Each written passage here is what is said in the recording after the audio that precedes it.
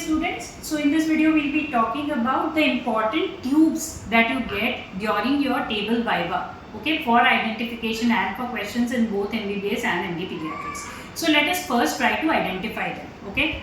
So this you can see it is a curved kind of a tube with centimeter markings that you see here. Centimeter markings are there and there are some black markings in the end. It is curved.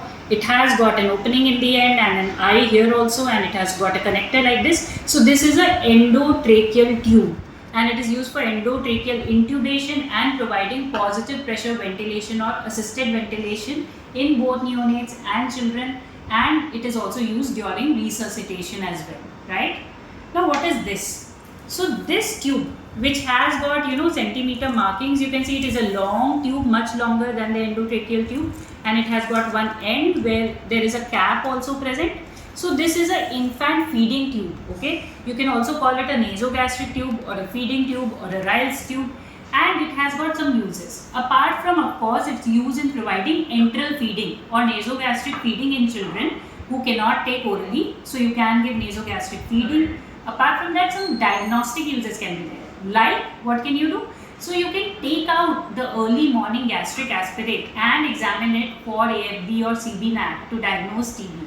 What else? During poisoning, you can do gastric lavage. You can take out specimen from stomach to analyze what sort of poisoning it is. We can also use it to diagnose esophageal atresia, where we are trying to put a nasogastric tube or orogastric tube and it will not go. It will coil in the upper esophagus, right? Now what is this? So this is a suction catheter. Usually suction catheter has got no markings here and it has got a tip which is, the tip is open from here, and it usually doesn't have a cap because you will connect it to the suction device and it is usually one-time use and disposable. You throw it after that use. So these are the three very important and confusing tubes. The shortest one is the endotracheal tube, which is a curved one with a connector.